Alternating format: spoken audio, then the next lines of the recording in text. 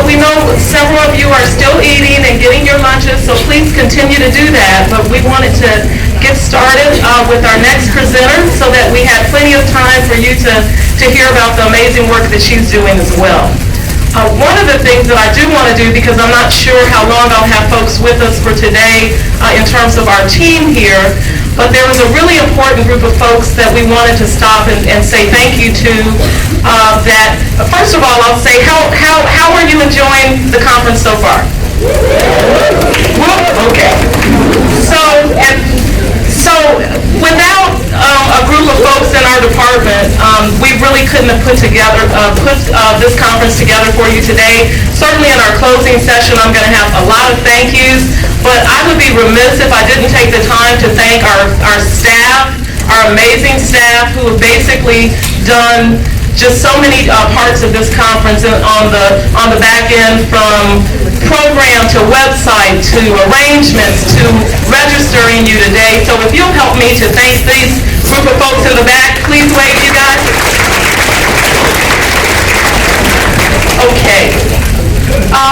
So Mally Bickley, I probably pretty much don't need notes to talk about this next presenter.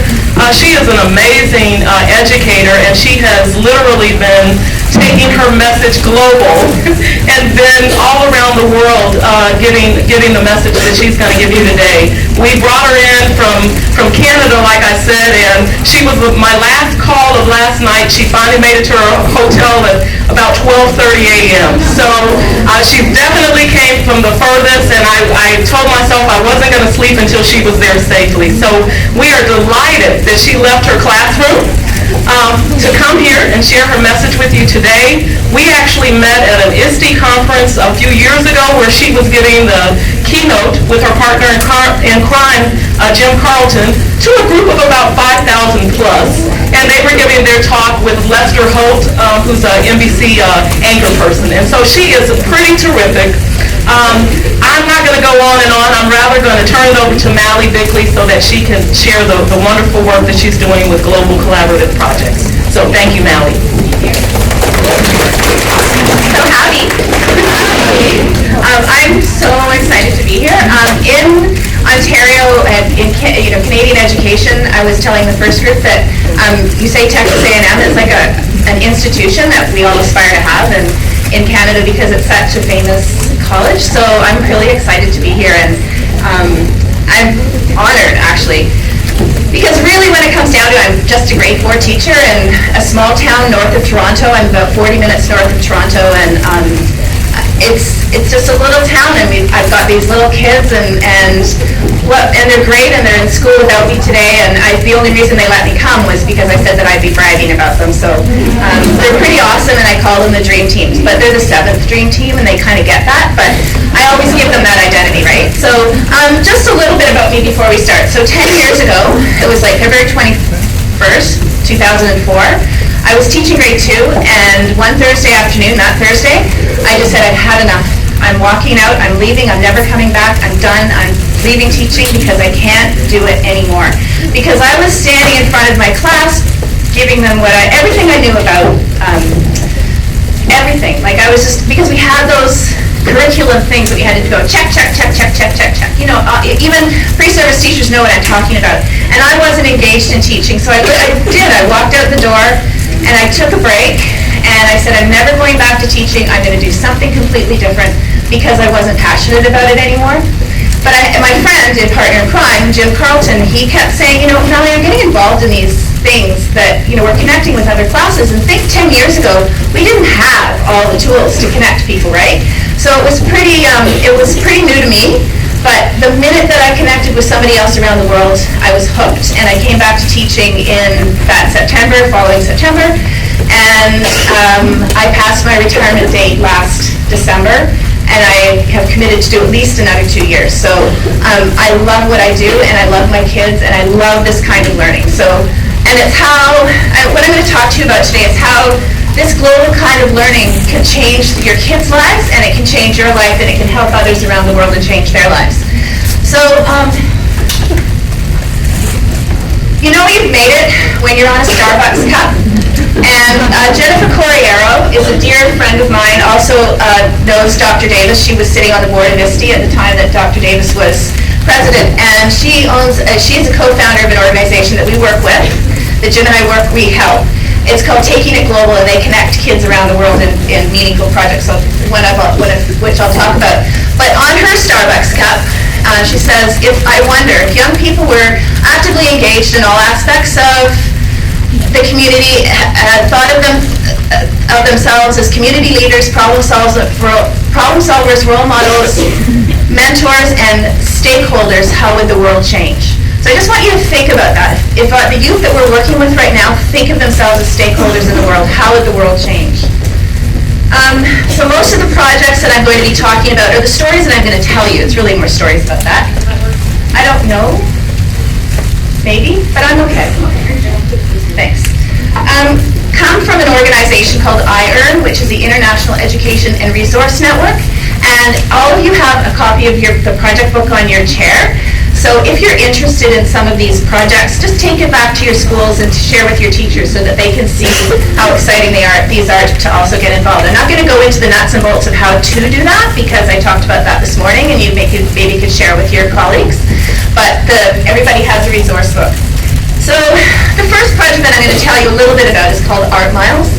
And the Art Miles project was developed in 2001 during the decade of the International Decade of Peace from UNESCO. And it was developed by a lady who saw that kids needed a way to express how they felt about being in conflict areas. And she started with a school in Bosnia, an orphanage in Bosnia, who painted how they felt about being in the conflict. And the first mural was painted on a bullet-ridden sheet, and the kids had painted this beautiful image of what it would look like in a peaceful world. And so that mural is very special. And she said, kids around the world need the opportunity to express themselves as well. So she developed the Art Miles project, where kids would create these 5-foot by 12-foot murals, talk a little bit about their community, their environment, their culture, whatever, and those murals were collected. There were over 5,000 that were collected from all over the world. And in 2011, they were wrapped around the big pyramid in Giza to celebrate the end of the Decade of Peace. So our students have contributed to that every year. But it was really too bad that the project was going to end. So one of the teachers in the project decided that she was going to change that, not just from a class creating a mural by themselves, but what would it be like if 2 classes would talk together and really share with each other about their culture, and what they learned about each other would be created on a mural. So the Ministry of Education in Japan has funded the Art Miles Collaborative Mural Project, where 2 classes are paired. There's always one in Japan and another class somewhere else. So if you sign up for that project, you most likely be paired with a class in Japan because the Ministry of Education funds this project. And what you have to do is you need to teach another class about an aspect of your culture or your community. So our class, we were paired with a class from Japan, and they were awesome. This is that particular class I'm talking about. And we decided to teach each other about our environment. And both communities lived by a river, being polluted. So we wanted to share that information and maybe have an action plan to see what would happen. So part of the project is getting to know your other class. So how do we do that? So we would send each other gifts. So we would get these packages from classes, and this was happening all the time because we were involved in other projects, but a way to get to know your own culture is to have to teach somebody else about it. So we would collect artifacts from our Canadian culture, and it's because we're so new. We're a really new country in relative terms. It was really difficult, but we received these beautiful gifts from Japan, and they're fabulous. So the kids were really excited, and they also received a video in that package to talk about that showed what their school looked like. So I called them the busy class. You all know what I mean by the busy class, right? So these kids were really busy, but they were fabulous. Loved them to pieces. And we knew that we had to send the class in Japan back a little bit about our culture. So I saw this video of their dance, and I looked and went, oh man, this is going to be really interesting. So I'm going to show you the dance, and know that these kids had to send back a video of their classroom, right? The busy class. This is grade 3 in Japan. Look, please, our umbrella dance. The dance name is Yosakoi Kasaodori.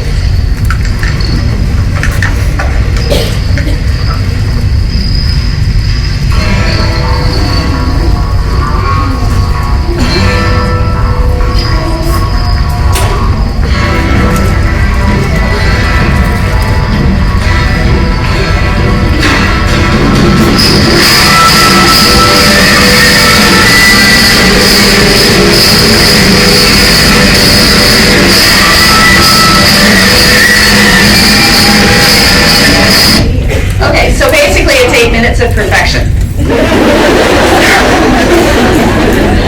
So my class, the busy class, was sitting there and their jaws were on the ground. And they, I knew what was happening in their heads because they're thinking, oh my goodness, we have to do the same thing and send it back to them. So Jessie, my Jessie, who I still keep in contact with, just comes up to me, tugs me on the arm, he goes, it's okay, Mrs. B, we can do the chicken dance.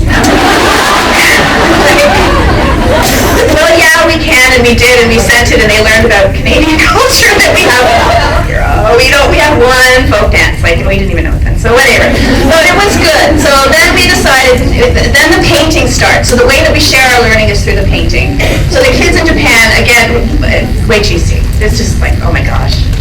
So the kids in Japan start painting the mural, and they're painting what they've learned about their water, our water, what's living around it, and part of the community. So they start the painting. Yeah, you're kidding me, right? So this is what we received. It hung in our classroom for a long time. We just looked at it and went, okay. And then I finally said to the guys, look, we're different, right? It's all good.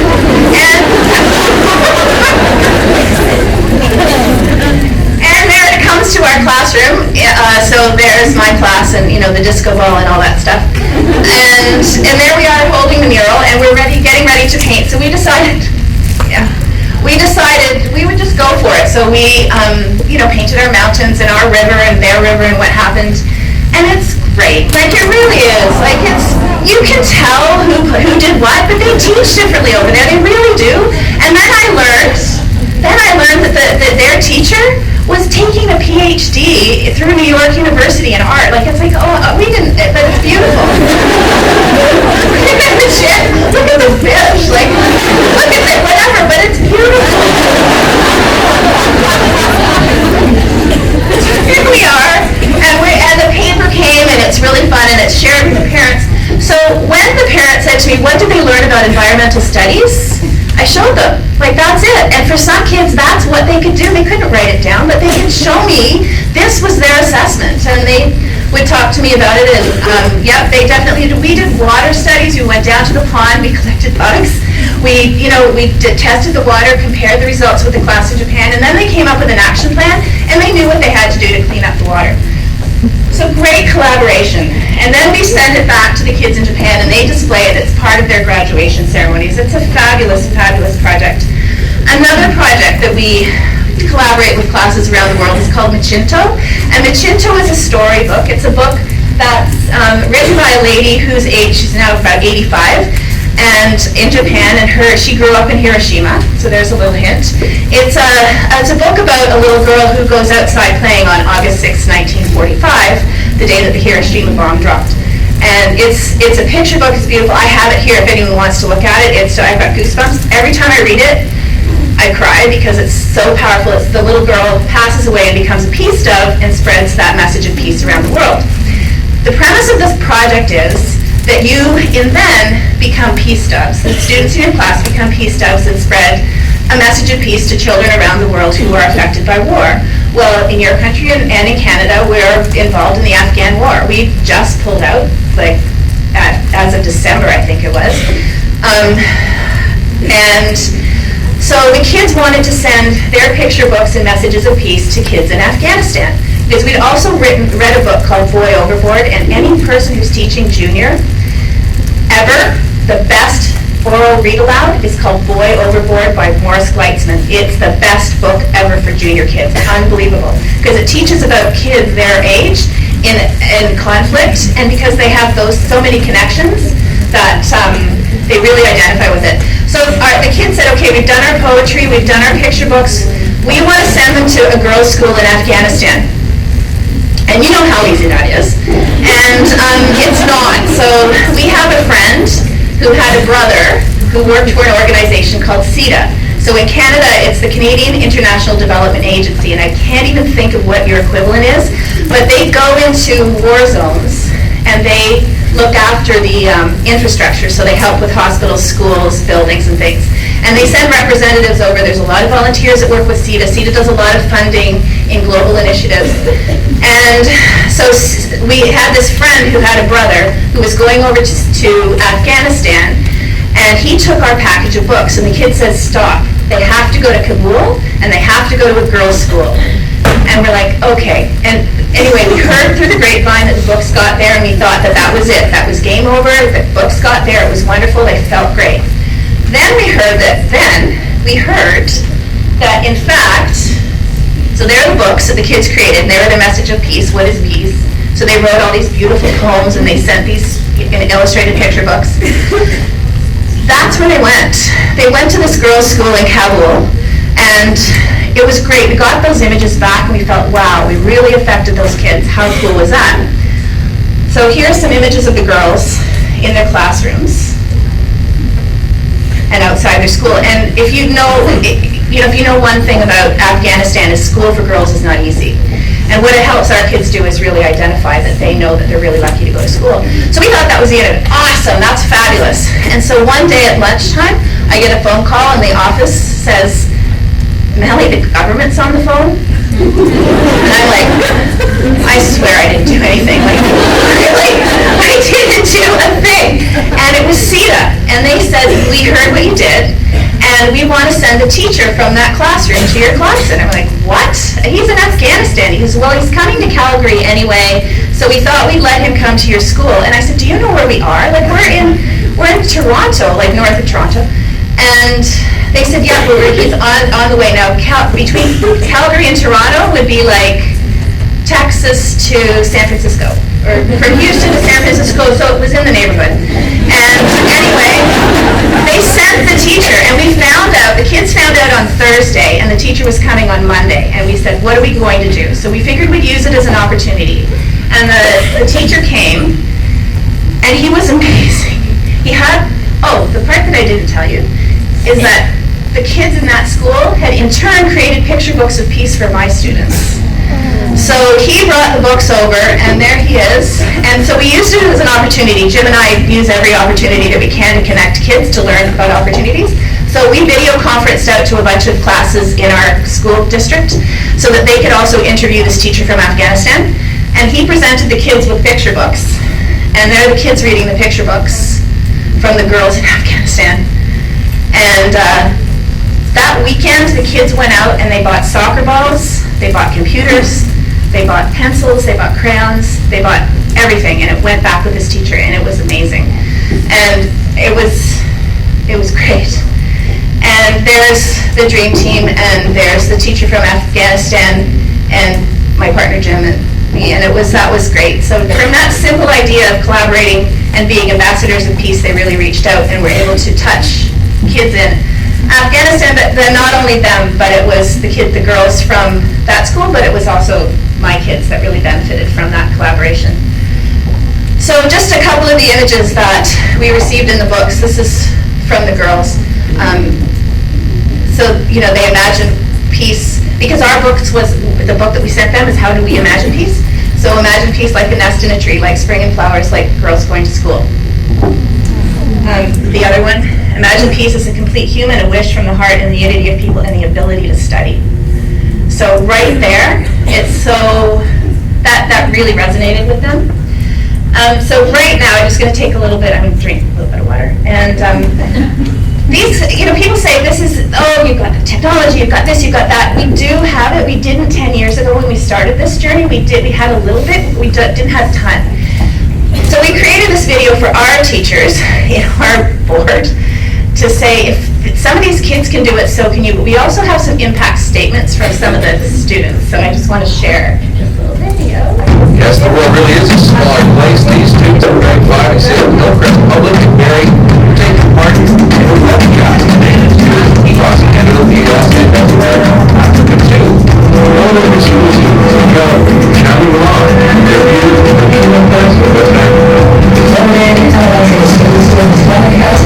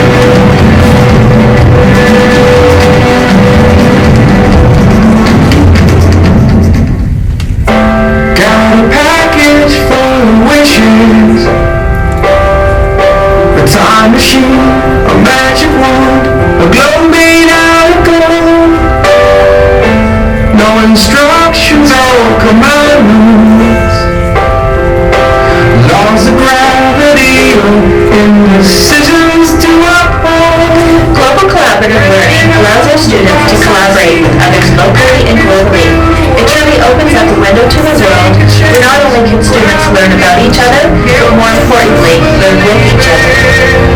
What kind of world do you want? Think anything. Let's start at the start. Build a masterpiece. Be careful what you wish for. History starts now. I've talked to some guys when we went to Maui, and I find it, I'm getting to talk to somebody at the other side of the world, and it's a different time. They're seeing me and I'm seeing them. People are people. Money, funny pedestals for fools who never play.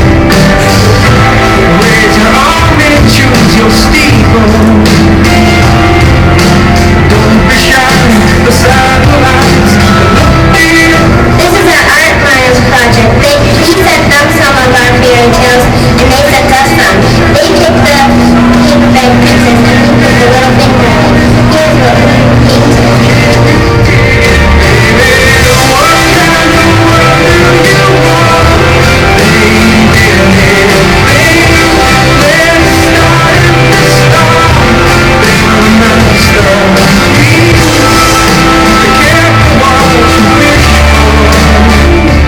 Hi, I'm Roby. I'm Roberson from University Prep in Seattle, Washington. I believe in I Earn for its big C connections. The talks that we've had in conferences and seminars and coming together with great ideas and making each other better and allowing our kids to touch base with each other just seems to be the best way for education. A lot of times education gets locked into our four walls of our building, so I Earn guarantees that community and learning becomes worldwide instead of just local. So that's why I believe in I Earn. Before we did the Machuto project, I knew this, the war was happening and things like that were happening around the world, but I didn't really give it much thought. But after this and seeing the people who were affected by war face to face and knowing that they're in that situation made me more compassionate towards them, and also it makes me feel much more fortunate about where I am and where I live and things I have. My family is safe, and that makes me feel very much more lucky. And so this has made me appreciate all the things that I have. Start now.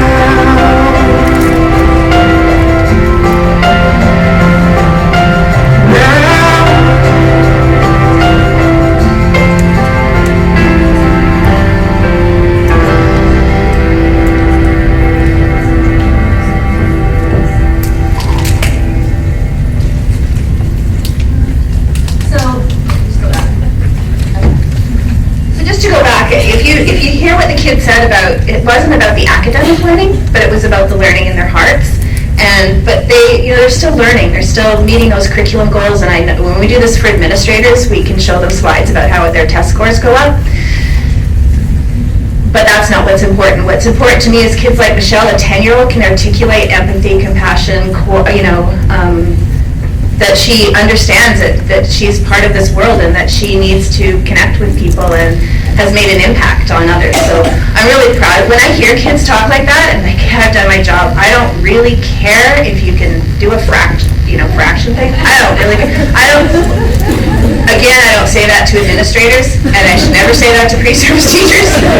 But I want to know the kind of people that we're raising as teachers. Like, we're raising people, we're not teaching kids. Do you know what I mean? Like, that's really important to me.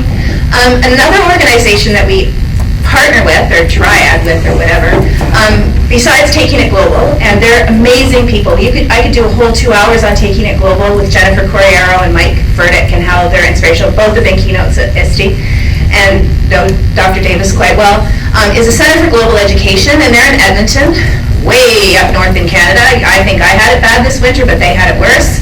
And so they facilitate partnerships between organizations and nonprofits, and we connect the students through projects that are theme-based.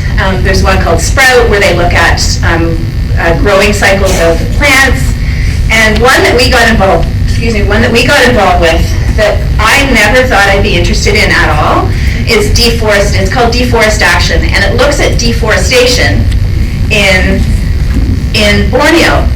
And why do I care if the trees are being cut down in Borneo? Why should my kids care?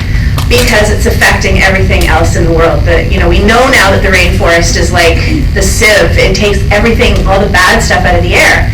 And it would really help if we didn't cut down those trees. And why are those trees being cut down? They're being cut down so that we can have Kit Kat bars and palm oil. So we're learning that what's happening in the rainforest, really, we can make a difference by shopping with our feet and being a voice for the animals. So what happens in the Deforest Action Project, and it's actually starting, it was supposed to start a week ago, but it's going to be starting in about 2 weeks, where we're going to be connecting live to a scientist in the rainforest. His name is Dr. Willie Smits, and he's on the ground trying to stop the cutting down of the beautiful trees in the rainforest and trees being planted for palm oil. And palm oil is used as a food additive, and you can do without it. Bottom line, there's so many more healthy alternatives that can be created without palm oil. So we've connected every April with Dr. Smits during the video conference, and they meet Jojo. And Jojo is a baby orangutan who was orphaned because the mother was killed when they cut down the trees. And I'll tell you, if you have a bunch of 10-year-olds and there's a baby orangutan on the board, you're done. Like, nothing else happens. So we connected with these classes. We decided that we were going to come up with a plan so that we would stop the production of palm oil. They made commitments to the earth. They decided that they were going to really be a spokesperson for what was happening. Just after that video conference that we had with Dr. Smits and Jojo, our parent council walked in my classroom with a shopping cart full of chocolates that the kids had to sell for the school. And I'm like, oh. And the kids said, is there palm oil in those? And the parent turned around, went down to the office, obviously, because 2 minutes later my administrator came to the door and said, Mrs. Bickley, can I speak to you in the hall for a minute? Again. And I said I had nothing to do with that. They're making their own decisions, and if I can't support their decisions, then forget it. I can't do this job. Like, we're teaching them to think critically, and they need to know the information and make their own decisions, and those kids didn't sell it. He said they have to sell something for the school. We all have to do it, right? We're the only organization that fundraises so that we can work. And it's true, it really is true. So the kids researched something else to sell. They sold some environmentally sustainable soap, and it was fine, so they all learned that. That was great. So we even went farther, and I did get into trouble, and I don't teach at that school anymore, but so the project is continued every year, and every year it gets deeper and different. So 2 years ago, the kids decided that they would research a little bit more, and we learned that there were some people with Dr. Smits who were called eco-warriors. And you might not know who this girl is. Her name is Emily Hunter, but you do know who her parents are. Her parents founded Greenpeace. So she came in and she was in Borneo, and she was on the ground, and she's a phenomenal speaker. If anybody needs a phenomenal speaker, she's amazing. And she talked to the kids about how it's our responsibility to shop with our feet and have a voice and to make a difference in the world. And, if they chose to support Deforest Action, that would be great. She told them the stories. Again, Jim and I looked at this as an opportunity to connect out. So we connected to, I think there were 30 or 40 classes, and this was worldwide this time. We invited any partner that we had. We said, we have Emily Hunter in the house, and we want you to hear her. So her message was that they needed to go out and they needed to make a difference. We had to use our voice. So my kids decided what they were going to do is they were going to do public service announcements. And I've got 10 minutes. I'm going to not show this video, but you can find it on my class blog. So they made public service announcements, and kids used claymation, and they created these videos that were all about how we should watch what we're buying and not buy palm oil products. And this film actually ended up winning first place in the My Hero Film Festival, and there's information about that on the back counter. Everything gets connected when we're working with these people and organizations. So So they were really proud that they had given a voice to JoJo, and JoJo's now bigger, and she's doing really well. But what we found out this year is those orangutans can't be put back into the wild. It just can't happen for them. So we support the Orangutan Foundation through taking it global, and it's really, really meaningful for those kids. I'm not going to show it. You'll see why in a sec. So some of these projects are short, and some of them can go on forever. This is the forever one. So this is the project that brought me back to teaching. So when Jim came and said we're connecting with kids around the world, he was talking about this little boy who lived in Sierra Leone, and his name is Sidibe, and he was 3 years old when he was captured by the rebels and was forced to be a child soldier. His parents were killed right in front of him, and after he was liberated by the United Nations, he was left on the street. Like, that's what they did. That's what happened. And he found his way to the Iron Center, because there's iron organizations in 125 countries. He found his way to the Iron Center, and that was sort of, it was almost like kismet. Everything needed to happen this way. So, and that's the time when Jim was looking for a community to support. We were looking for someone to send a video camera. We wanted to document their lives. And it just happened to be, it was Sierra Leone, iron. And Jim sent the video camera over, and a film crew went in and they documented the lives of child soldiers. If you want to see a great video, it's called We Don't Want No War. And the child that they featured was Sidibe. He was 9 at the time. And then the video got sent back to the kids at our school because we provided the video camera. And Jim, I'll never forget it because it was a life-changing moment. He came down and said, "We've got the video." And my kids were 7 years old. We did this about child soldiers, but he had them in grade 1. I had them in grade 2, and we showed these kids, 7 years old, what life was like for a former child soldier. And all Sidibe said, "I want to go to school, I want to go to school, I want to go to school." And the 7-year-olds are really naive, and they said, "Okay, we'll do it. We'll send him to school. That's not a problem. What do we need to do?" So they sold everything. This was before we knew about Palm Isle. But we didn't sell chocolate. We sold freezies and pizza, and we had fundraisers. Kids were forming their own foundations. Like, there was a little girl who was a dancer, so she did dancing, and then another little girl who was into modeling, so she had a fashion show, and they raised over $15,000 to send him to school. And at the same time, they're communicating with him by email, and they're writing, "There he is, isn't he cute? He was adorable." And that's his first day of school. So we got that picture that day. He sent it to us that day, and then because they were writing back and forth by email, and at one point the writing turned to poetry for some reason, and they were writing poetry about peace, and that was deep, and they were actually really good. I still have all of them. Teachers are hoarders, right? Like, we have everything, and I even have all the online stuff. So he was brought to Kenyon College, which is in Ohio. It's a little private college, to share his story. And we're really still not sure what happened, but he was supposed to go back to Sierra Leone, and he got to the plane and said, "I'm not going back," and he left. We thought he was going back on the plane to Sierra Leone. We couldn't go to Ohio when he was there. We said, like, it's far, Sidibe. Like, I can't just leave school and come and see you. So he, without us knowing, he ran away, and he lived on the streets of New York for about 3 weeks. And then one day I get this phone call in my class. I keep getting these phone calls in my class, and it said, "Mom, I need you." And I'm like, "Amanda Rachel Jordan." No, that's not. He goes, "It's Sidibe. I'm in New York, and I'm alone." And I said, "What do you need?" And he goes, I am alone. I didn't go back to Sierra Leone. But he had told us he was there. Like, he had emailed and said, "Home, and it's great."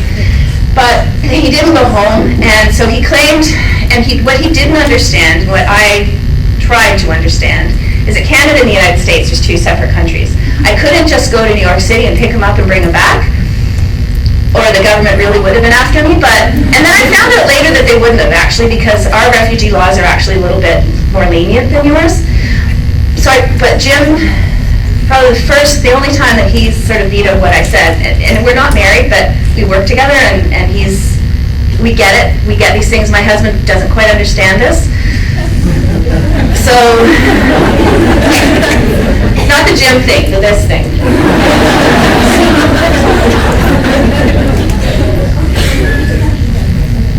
So anyway,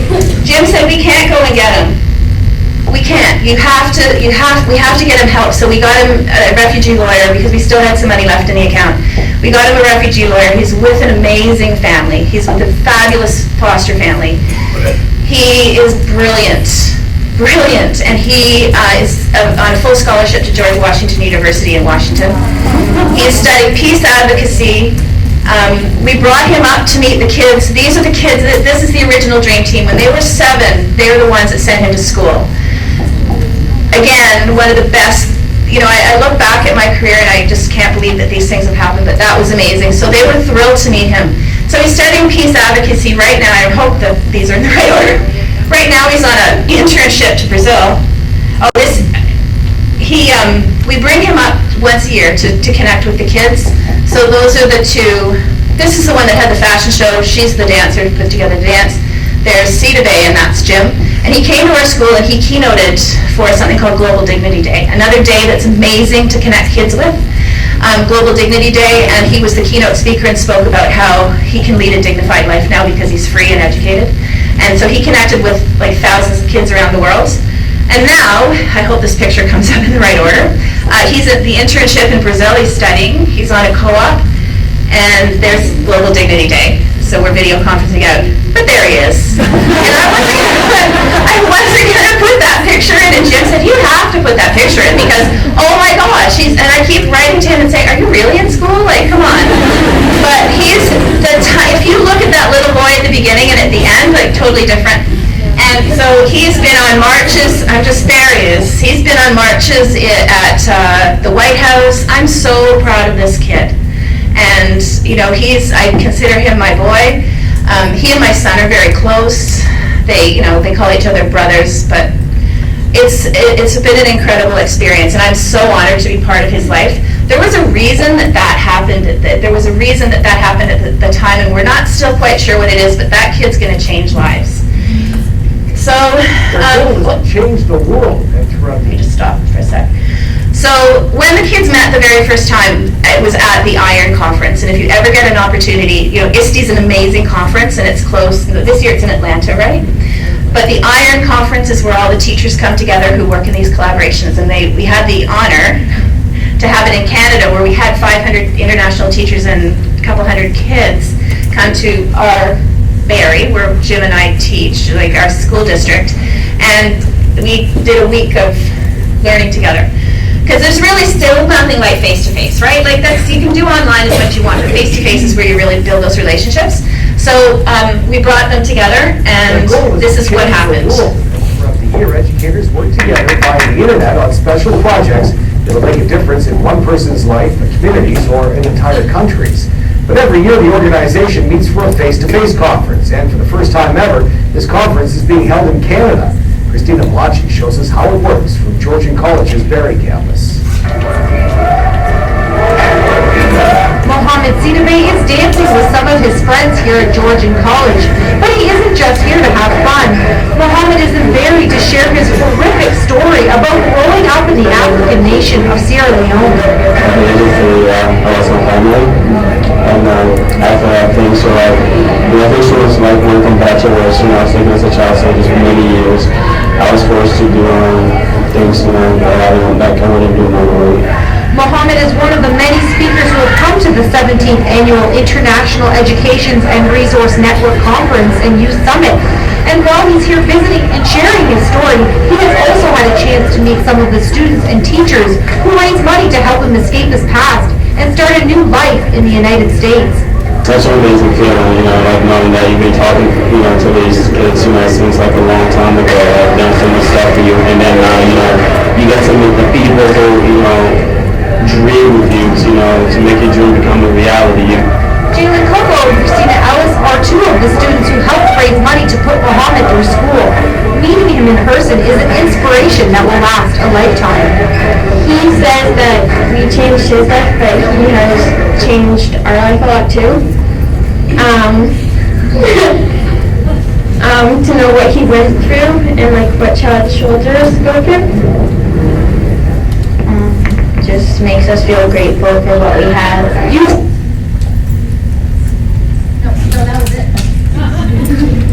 And So if we go back to the Starbucks cup, just if people were really engaged in,